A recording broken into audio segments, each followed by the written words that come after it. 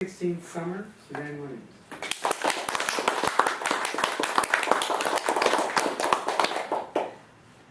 Good evening, fellow Toastmasters.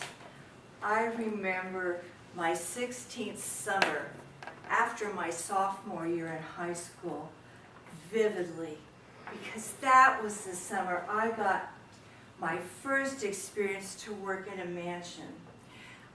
You know, I worked in Hillsborough. I lived right on the border in Burlingame, and every house in Hillsborough is a mansion. So if you ever get the opportunity to work in one, it's exciting. At least it was for me.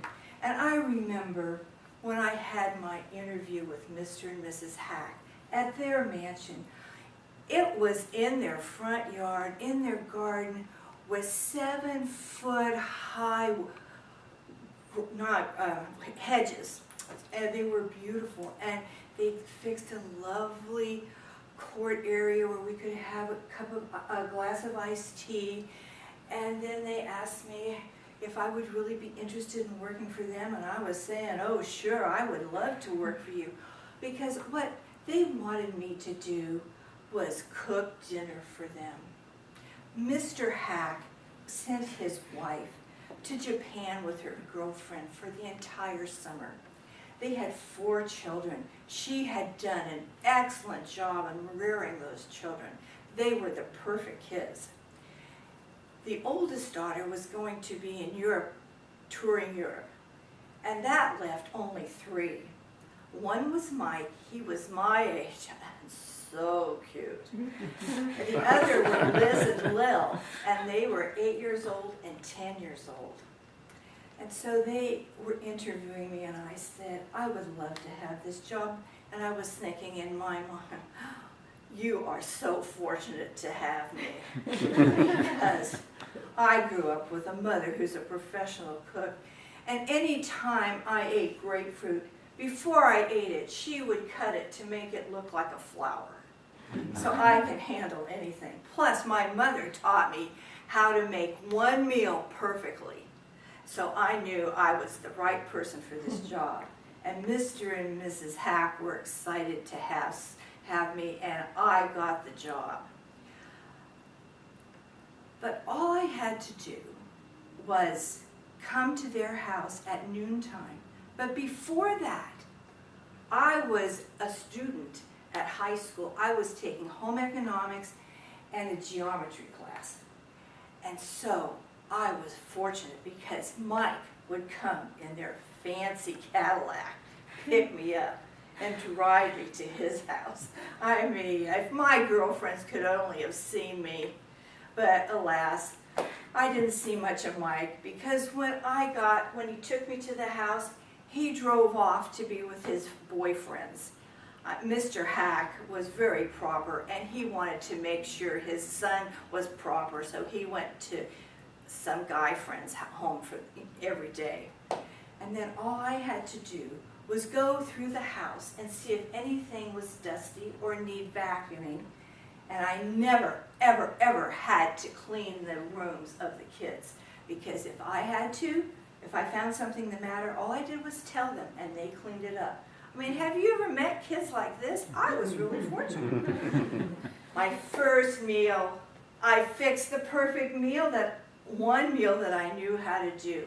Porcupine balls, mashed potatoes, and green beans. I called the grocery store up and I told them to please send me 10 pounds of potatoes, 5 pounds of hamburger, and 5 pounds of green beans. Well, I fixed that for 4 people because I thought 4 people could eat it all. I had never had a lesson in portion control. All this food, bowls of it on the table. Mr. Hack was so kind. He said, this looks lovely. And he said, thank you so much for preparing this for us.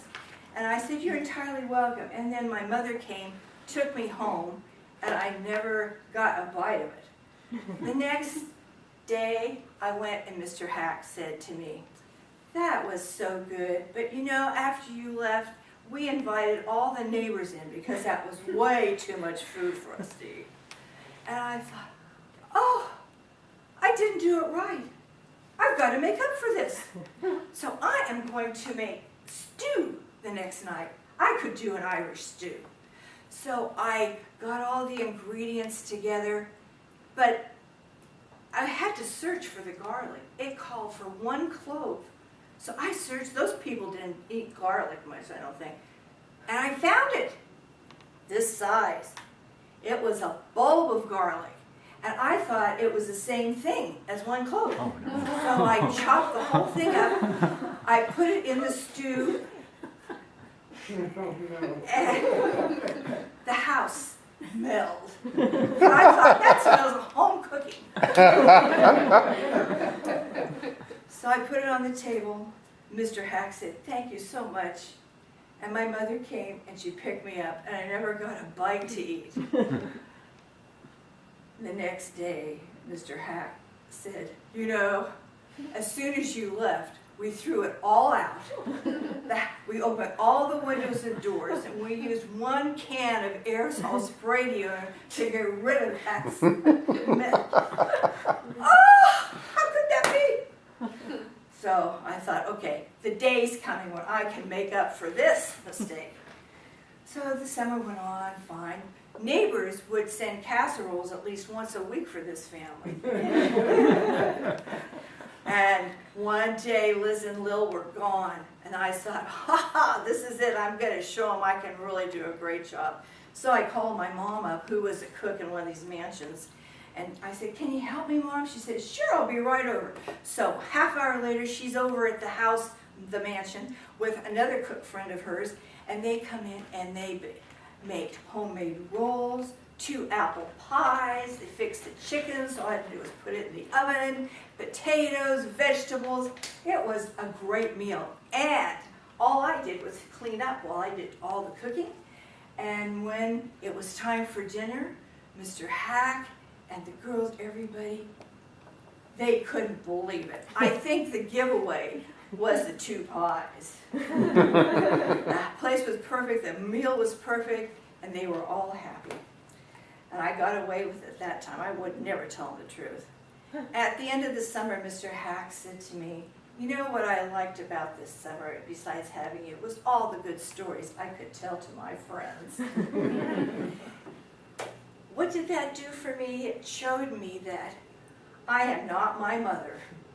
And I worked hard at being a good cook. In fact, I worked so hard, I took classes, and I became a dietitian, and I think I did better than my mother.